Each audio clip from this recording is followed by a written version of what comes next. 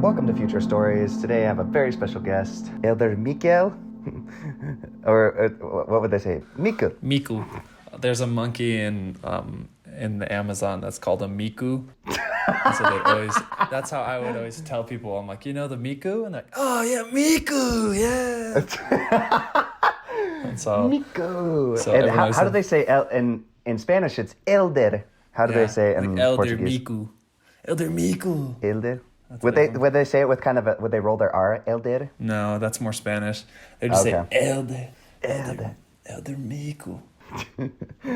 I love it. Okay, so yeah, very special guest, Cameron. We're going to be talking about his mission. Let's get right into it. So tell us one of your favorite stories. One of, because obviously you've got a lot. So I served in the Manaus, Brazil mission, speaking Portuguese. I served from 2018, from July 2018 until March of 2020. That's right. Because I got sent home with COVID. Yeah. So I finished my mission about 90 days early. So just about 2.5, 3 months early. And I know it's just funny because you always would tease Alex and stuff because... Yeah, I always made fun of Alex and Cassie because I said that they didn't serve full missions. And then I didn't serve a full mission. So I guess that was God's sense of humor.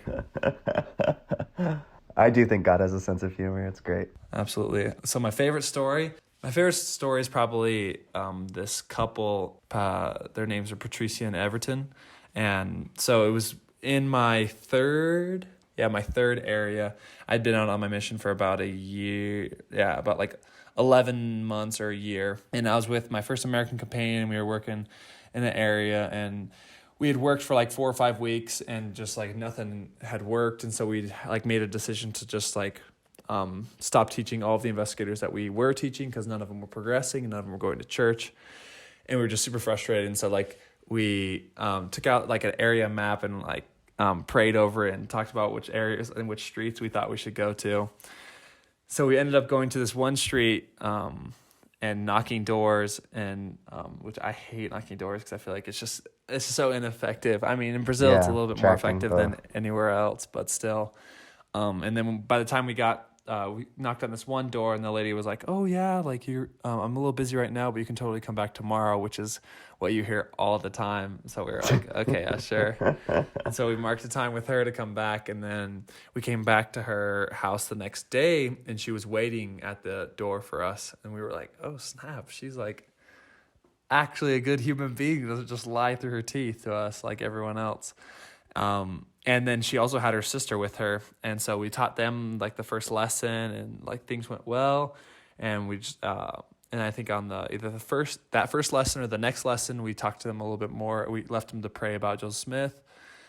And then they both prayed about it and both said that they felt really good. And we're like, oh my gosh, this is so awesome. Like they're super dope. And then we invited them to be baptized, and they accepted. And then we asked them, because one of the girls, the lady Patricia, or Patricia, as they say there, is she was like living. It looked like she was living kind of there with her, what we thought was her husband. So we asked her like, "Oh, like, are you guys married?" Because in Brazil you have to ask like are you? Because you say, "Are you married?" and people will say, "Yeah," and then you're like, "By law," and a lot of times like, "Oh, well, no, we're not married by law." So we asked them, and we found out that they weren't married, and we were like, "Okay." And then and he never wanted to listen to our lessons. He was busy playing League of Legends. And we'd always try to invite him, but he was like, "No, I'm good, thanks though." And then we also later found out, and so we were kind of like, "Oh crap, she still needs to get married, so that'll take a while." But her sister was progressing, so we're like, "Oh, maybe we could baptize her sister." Ends up the sister didn't progress because she like vanished and moved into like an interior area, and she moved like down the Amazon River, and so we like only got to see her once every couple months. And then so we talked to her, and she's like, "I really want to be baptized." We're like, "Okay, well we gotta like." You have to get married. She's like, "That's not up to me." She's like, "You got to talk to him." And we were like, okay. So we tried to talk to him, and he just had no like desire to talk to us. And then after a while of trying, there was a time I found her in the street. We were just walking in. It was like super late at night, and we bumped into her. And then we noticed she had a black eye and like a couple bruises. And she was like, "Oh yeah." She because like obviously he was beating her. Oh, and then she was talking about, "Yeah, I'm probably thinking about leaving him," which we were like super sad that she was getting beaten, but then we're like, "Oh yeah, like maybe she'll get into a better situation and be able to help her get baptized." But then we were like, "Okay, let's give it at least one shot." So I told her like, "Give us one lesson with him and tell him it's mandatory to be there."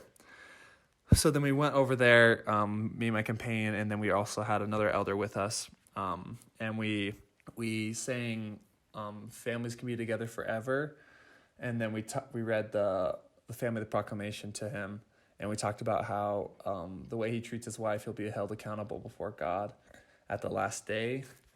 And we like really emphasized that and told him like any like punishment that you do to her, like God will know and will punish you like likewise. And then we finished with Love at Home. And then after that, we left him both with the chance to like pray and just like try to serve each other more. And then after that day, every single time we knocked on their door, he would immediately turn off his game, even if he was in the middle of a game, to come listen to our lessons. And so like we eventually started teaching them more and more, and they eventually there was a day right before I was getting transferred where, because they talked about getting married and they decided they were going to get married in a couple months. They just didn't have enough money at the time. And I was getting transferred, and I talked to her, and she said that ever since the day that we left her that message, that he hadn't laid a hand on her, and she said that he was just love. And so that was like super cool. And because they had a kid together too, and their daughter started being like super open with us and like super fun. She was like 2 or 3, and then they later got married a couple months after, and my trainer got to baptize both of them, which I was super stoked about. My trainer and my favorite companion got to baptize them. So it was super cool seeing just that happen, through going from like a husband beating his wife to like this happily married couple who like go to church and stuff like that with their kids. So it was really cool. Wow. I feel like I wasn't quite as intense. I'm just remembering, just as you're telling that story, of this one lady who's like, no, I won't baptize my daughter. And then we whipped out the scripture that said Jacob 3:10. Yes. Yeah, the sins will fall upon the parents. Yeah.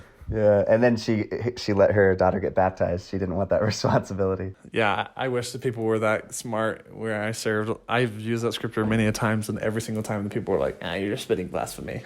I'm like, okay. Okay, so let's get into a funny story. I was trying to think if there's like of a big kind of funny. There was just one that was just kind of funny of like adjustment into the mission. Was in my first area. My house was super ghetto. There was like 3 beds for 4 elders. Our water cooler would electrocute you if you touched it. And then our shower was right above our toilet. And there was always rats and cockroaches in the house. So it was already kind of super ghetto circumstances. And then, but there was this one elder who we were living with who he would always buy these crackers, which I could never find the crackers that he would buy, but they were just like the most delicious crackers. And so I'd always like snack on them when he wasn't looking. And then one time it was like middle of the day, he came like bursting in to like our bedroom, the bedroom that we all shared. And he was like, who's been eating out of the crackers? And I was like, oh, freak. And I was like, maybe I've had 1 or 2. And he's like, no, like who's been eating out of them? And I was like, okay, I've been eating some. And I'm like, why? And he's like, dude, there's cockroaches living in the bag. And so I was like, are you freaking kidding me? We went out and moved it. And like as soon as we moved the bag, like a bunch of cockroaches just crawled out of the box. And I was just like, I'll never ever be able to eat like a cracker ever again. It was just so painful just looking at that. Ooh. Oh, that's disgusting. Oh, yeah, I don't know if it's a funny story, but definitely disgusting. Oh, well, oh my gosh. If you like gross humor, did you guys have bidets in your mission? No, I wish. They just don't believe in toilet paper either, so you just shower right after you take a dump.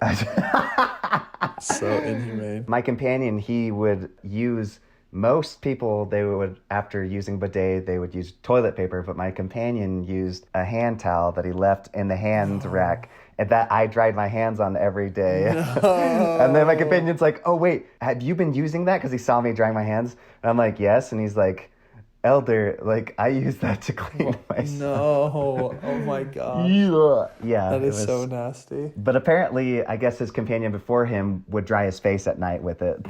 That's so sad. He's got bad acne. He's wondering why. He's wiping his face with a freaking poop towel. Okay, and let's see, a wild story. I mean, there was a lot of kind of crazy things that happened on my Yes. mission. Like, I got hit by a car, I was robbed at gunpoint, I got Zika and dengue fever, and then like I had a lot of like experience with like expulsing demons. Well, and you were right smack in the Amazon rainforest, right? So like Yeah. we watched that documentary and it said like what was it, 90% or 70%? What is it? Of the Of all all the the world's bugs bugs, yeah. yeah, are in the Amazon. So I mean getting dengue fever is like common for all the elders, right? Yeah, you like it wasn't like super common, but in the areas I served, because I served in like almost every single area I served in was like the worst area in each zone. So that definitely was like the cherry on top. So it definitely helped me get really sick because like one of the areas I served in, like where I got Zika is I was like, so Manaus is already in the like smack dab in the middle of the Amazon, and then you take a bus ride 2 hours down a two-way road through the Amazon rainforest, and then you get to this little town called Itacoatiara, and that was my area. And so that was like where I got where I got Zika.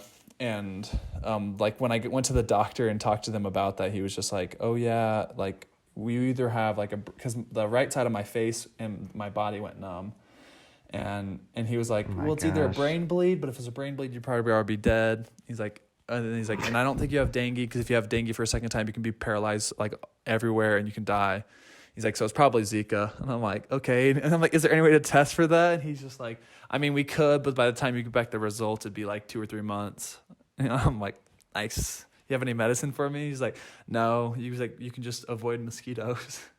And I'm like, that doesn't work because our house was like 95 degrees at night because the sun would just hit on it all day. And so we had to leave the windows open at night. Otherwise, we would just like, we couldn't sleep because it was like above 90 degrees in our bedroom. So, Oh my gosh. but no, so probably the craziest story I had on my mission was it was kind of funny. The first 3 months of your mission, you go through like training or whatever. So you're supposed to be kind of like a greenie or a newbie, and you kind of learn the ropes, and you have like a trainer who takes care of you and teaches you kind of everything you need to know.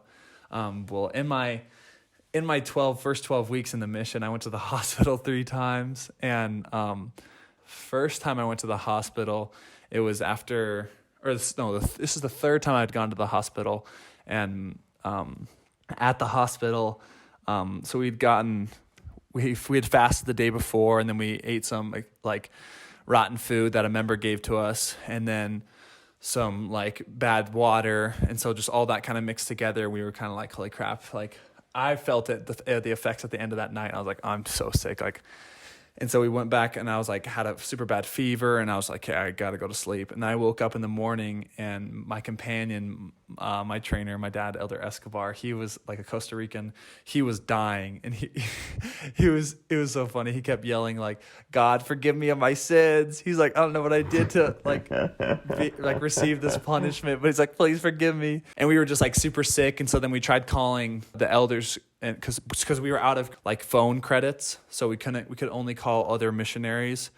And so we tried calling missionaries in our zone, and no one would pick up. And then we tried calling the secretaries, no one picked up. The APs, the mission president, his wife, no one was picking up. And we were like, dude, we're literally just gonna die here. And so then our bathroom is connected to our neighbor's kitchen because, Brazil, and through the window. And so I rolled out of bed and army crawled my way to our bathroom, and I yelled, and I was like trying to get their help. And then my companion yelled, he's like, I just remembered they went on vacation yesterday. And we were like, oh my gosh, we're actually gonna die. And we're like, Oh my gosh. And so we sat there in the morning, just like curled up in a ball until 1 o'clock. One of the elders from our zone, he's like, hey, I just felt like I should call you guys, which apparently none of the other elders or the president or the president's wife felt the need to call back us, who we'd called like all of them like 2 or 3 times. I'm like, okay. And then we're like, okay, yeah, because there was only like 2 or 3 people in our area that even had a car, and they were all working. We told him to get somebody from his area who was a little bit richer, who they had like 5 or 6 members who had a car.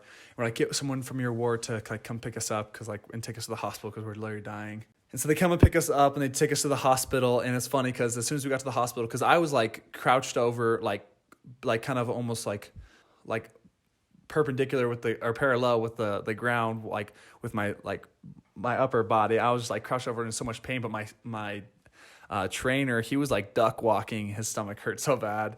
And I said a prayer. I was like, oh, God, please help me to get better so I can take care of my trainer. And he had an interesting take on that. And so like I went to get a IV because in Brazil, anytime you're sick, they just automatically give you an IV. And I was telling the lady, I'm like, I need to lay down for this IV. I'm like super bad and queasy with needles. And she's like, oh, no, you'll be fine. Just don't look. And I'm like, woman, you don't understand. I'm like, if you want to see 6'6" fall down real quick, I'm like, I need to lay down. And so me and her just kept having this argument or whatever. And she was like, okay, like it's whatever, you'll be fine. And so I was like, fine. And so I just sat down, looked away, and I was like, doing really good on breathing. And she stuck the needle in me. And then there was like a reaction with the needle and like something that was in my blood and like the infection to where as soon as she gave it to me, I passed out.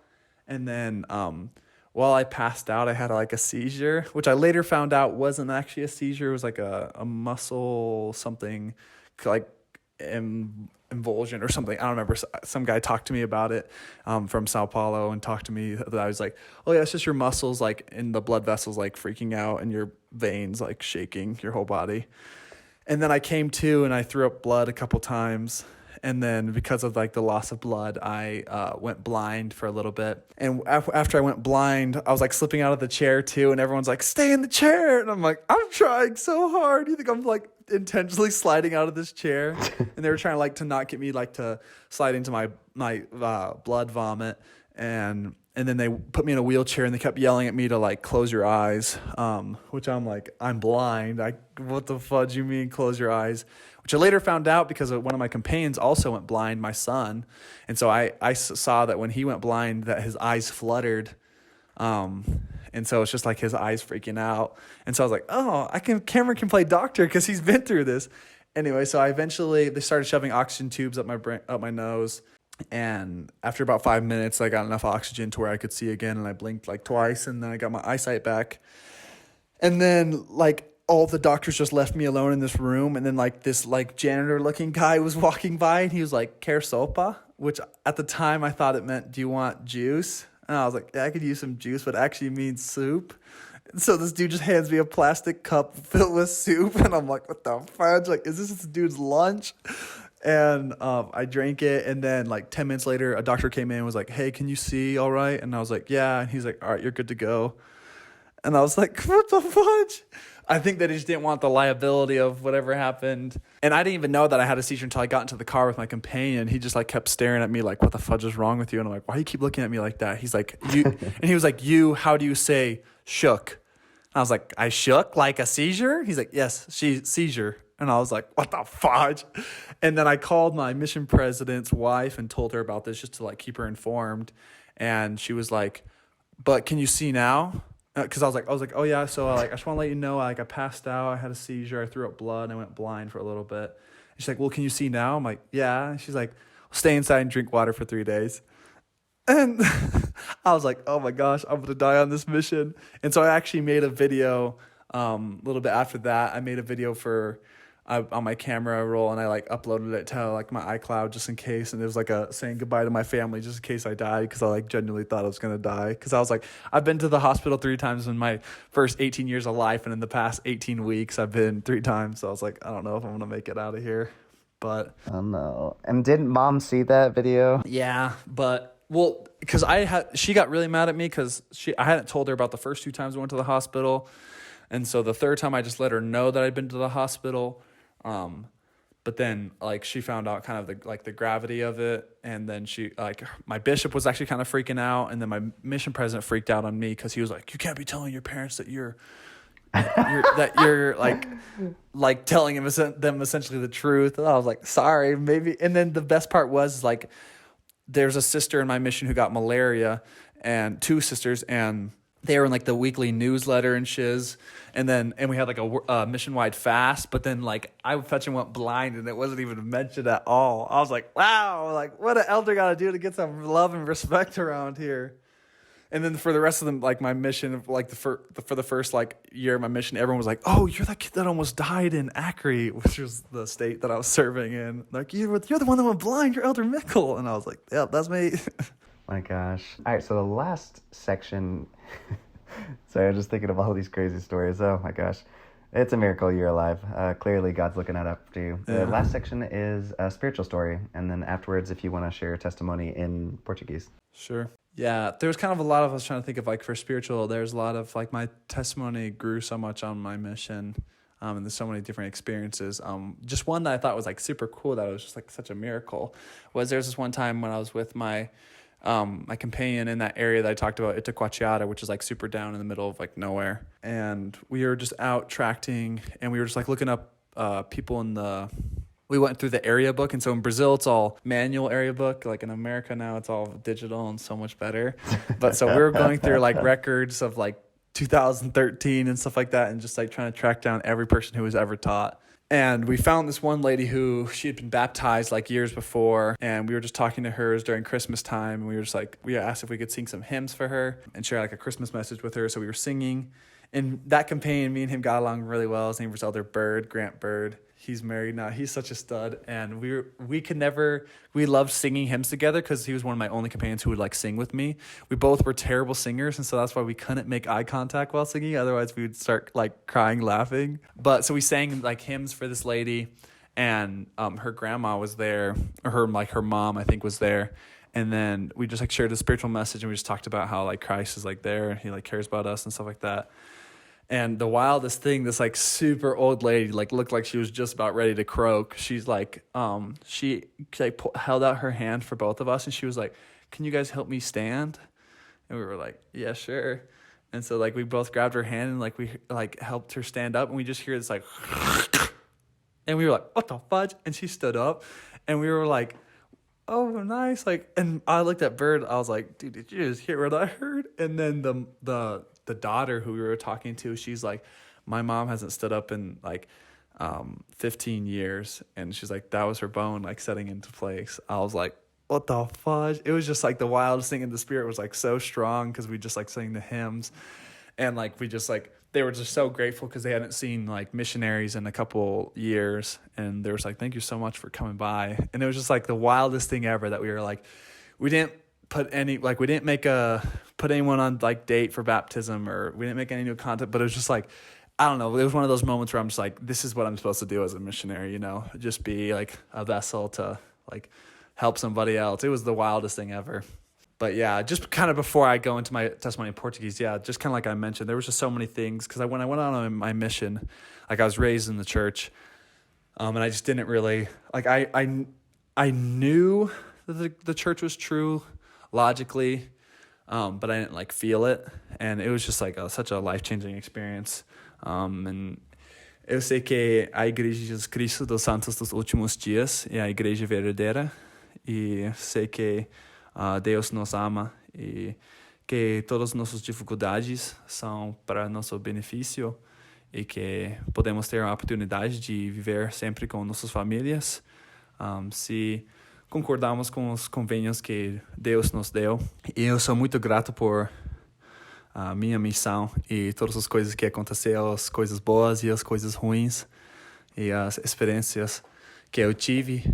Eu nunca vou esquecer, e eu sei que Deus me ama especialmente, e que estou aqui hoje só por causa dele, e que eu quase morri muitas vezes na minha missão e minha vida. Eu sei que ele tem um propósito maior para mim, e eu sei que Joseph Smith foi um profeta verdadeiro também, e que o livro de Mormon é a palavra de Deus, e eu sou muito grato pela evangelho, e que todas as coisas que ele faz para mim e minha família, e deixo as coisas a ti, em nome de teu filho Jesus Cristo. Amém. Amen.